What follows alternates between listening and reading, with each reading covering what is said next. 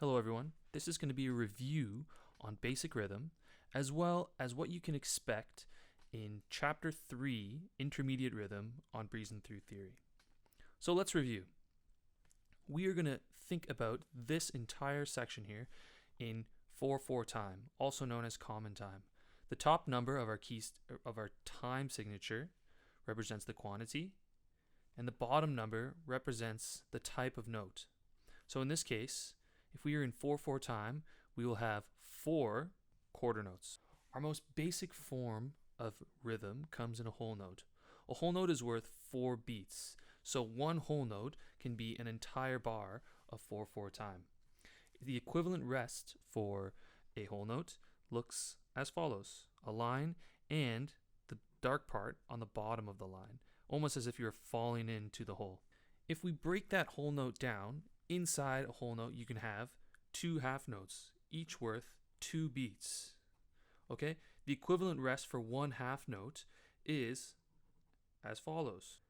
I like to remember the half rest as, well, it looks like a hat, a top hat. These are both easily counted, like whole note, 1, 2, 3, 4.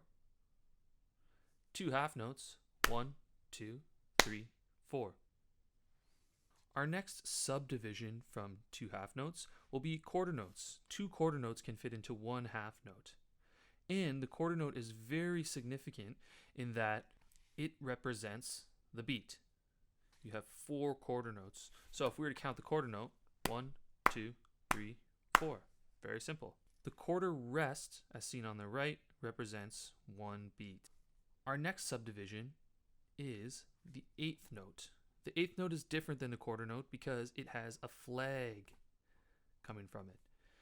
Our 1 beat in a quarter note has 2 8th notes.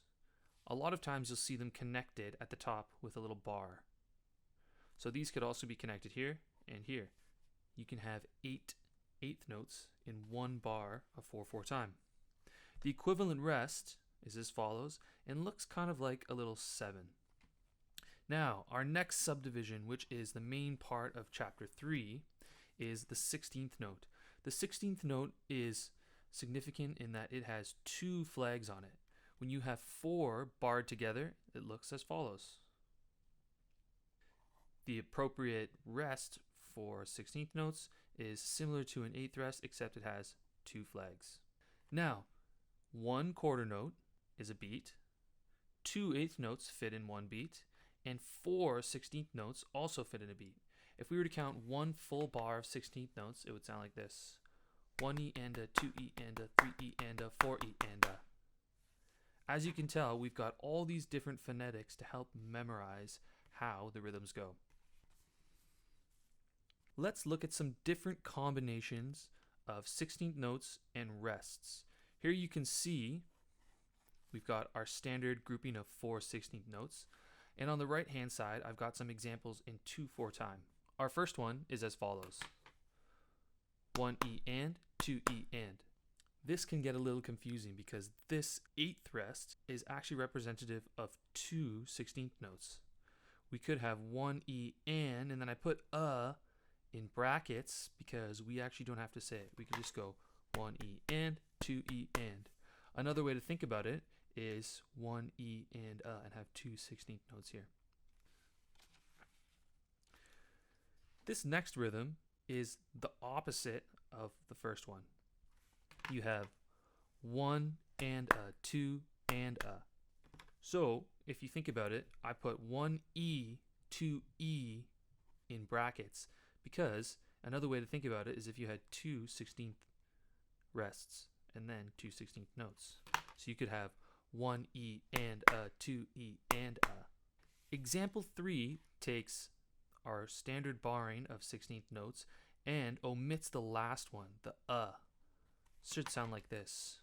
1E and a, 2E and a.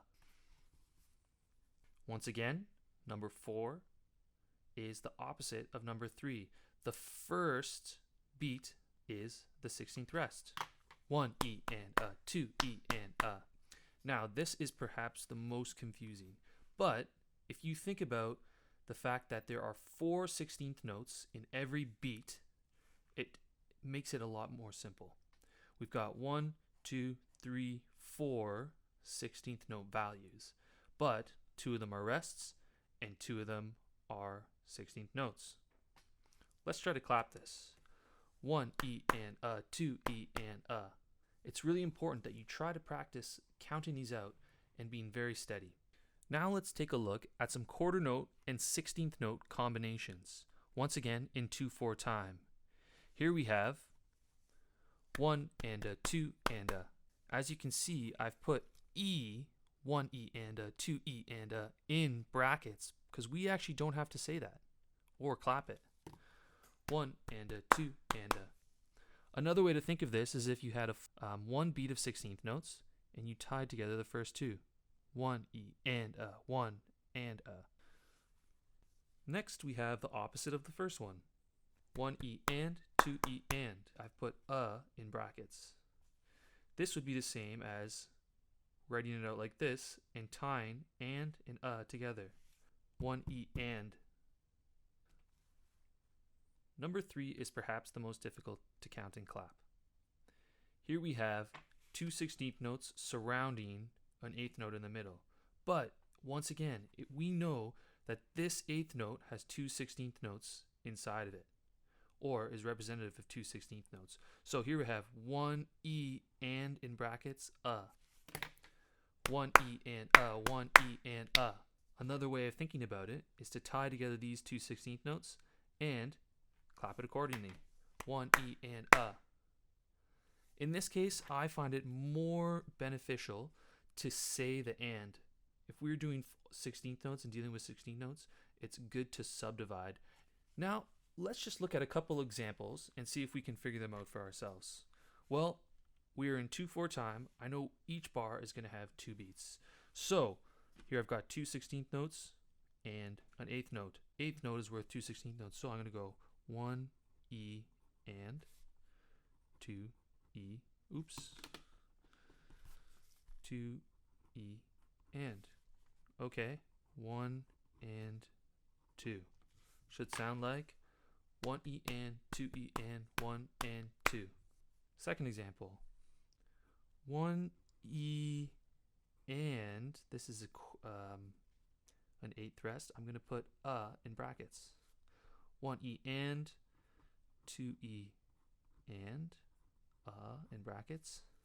Okay, then we have next bar. 1 E and 2 E and Let's see if we can clap it. 1 E and, 2 E and, 1 and 2 E and This is a tricky one. Here is that one that is a little bit tricky again. We got 1 E and in brackets 2 and 1 and 2 and. Let's try and clap it. 1 E and 2 and 1 and 2 and. Next, we've got beat 1 and 2 16th notes tied to an 8th note. 2 E and in brackets 1 and 2 and. 1 and 2 E and 1 and 2 and. Last but not least, beat 1 has a rest, followed by 3 16th notes. 1 E and 2 E and 1 E and 2. 1 E and 2 E and 1 and 2. Well, I hope this helps you complete your Breezin through theory. Good luck.